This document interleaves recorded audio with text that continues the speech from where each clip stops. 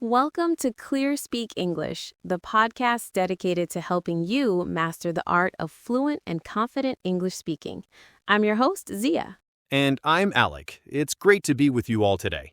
Today, we're diving into a topic that is absolutely essential for fluency. We're talking about the bedrock of the English language, sentence formation. Our lesson is titled Sentence Formation for Fluent English Speaking, a Complete Guide. That's right, Zia. Many learners focus on memorizing vocabulary, which is important, but they forget that without proper sentence structure, those words are just a list. Think of it like building a house. Words are the bricks, but sentence structure is the blueprint and the mortar that holds everything together. That's a great analogy. So, if you want your speaking to be strong and clear, not a confusing jumble of words, this lesson is for you. Exactly. Let's start with the absolute basics, the standard structure of a spoken English sentence.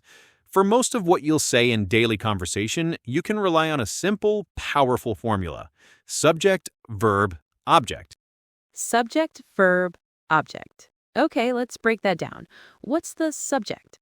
The subject is the person or thing that performs the action. It's the who or what of the sentence. It could be I, you, the dog, my manager, anything. Got it. Next up, the verb. The verb is the action word. It's what the subject is doing. Words like eat, run, thinks, is, are. And finally, the object. The object is the person or thing that receives the action of the verb. So if I say, I drink coffee, I is the subject, drink is the verb, and coffee is the object. It's what I am drinking. That's super clear. Let's do a few more quick examples. How about she reads a book? Perfect. Subject is she, verb is reads, object is a book. Or they play football. Exactly. They is a subject, play is the verb, and football is the object. Mastering this SVO structure is the first giant leap towards fluency. Okay, so now that we have the basic building block, how do we use it to make different types of sentences, like statements or negative sentences or questions? An excellent question. This brings us to our next section, forming affirmative, negative, and question sentences. Let's start with affirmative sentences. These are simple, positive statements, and the good news is they follow the SVO structure we just learned. Right, so sentences like, we watch movies, or he drives a car. Those are affirmative. Precisely. Now, to make a sentence negative, we need to introduce a helper. Usually, this is the verb to do plus the word not. So, do not becomes don't, and does not becomes doesn't in spoken English. So, the affirmative sentence, we watch movies, becomes, we don't watch movies. Perfect. And he drives a car becomes, He doesn't drive a car. you've got it. Notice the main verb drive goes back to its base form. We don't say he doesn't drives. The S is handled by does. If the verb is to be, like is, am, or are, it's even simpler. You just add not. She is a teacher becomes she isn't a teacher. That makes sense. Okay, what about questions? How do we ask things? For questions, we use that same helper verb do or does, but we move it to the very beginning of the sentence. So you flip the subject and the helper verb. Exactly. The statement, you like pizza, becomes the question, do you like pizza? And the statement, she works here, becomes the question, Does she work here? that's it. And if you want to ask for more specific information, you just add a question word like who, what, where, or when to the very front. For example, where does she work? Okay, I think I'm following. But Alec, some learners might think, this is too simple. I want to sound advanced. So why is focusing on these simple sentences so important for fluency? That's the million-dollar question, and the answer is critical. Fluency is not about complexity. It's about flow and confidence. When you try to build long, complicated sentences in your head, what happens? You pause, you hesitate, you get stuck. You're searching for words and grammar rules. Precisely. Your brain is working too hard. But when you master simple SVO sentences, you can produce them automatically without thinking. This automaticity is the key to smooth, flowing speech. And honestly, native speakers use simple sentences constantly in conversation. We don't speak in long academic paragraphs. We say things like, I'm going to the store. Do you need anything? I forgot my wallet. 3 simple, clear sentences. That's the secret. Build a strong foundation with simple, correct sentences, and your fluency will skyrocket. You can connect them later with simple words like and, but, or so to create more complex ideas.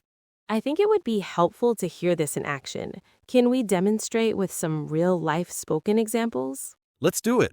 Imagine we're colleagues talking on a Monday morning. I'll start. Hey Zia, how was your weekend? It was great. Thanks for asking. I watched a new movie with my family.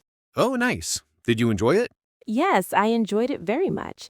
The actors were fantastic, but my brother did not like the ending. Okay, let's pause there. Listeners, did you hear the structures?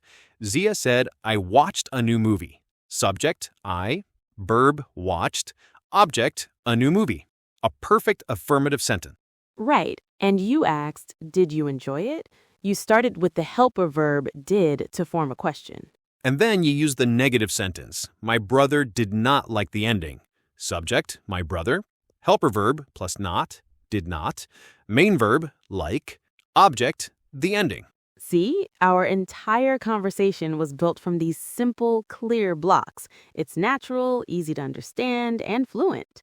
Now, as learners practice this, they're bound to make some common mistakes. Let's highlight a few so our listeners know what to watch out for. Good idea. What's mistake number 1? Subject-verb agreement. This is a big one. It means the subject and verb have to match. We see learners say, he go to the gym, but the subject he needs the verb goes.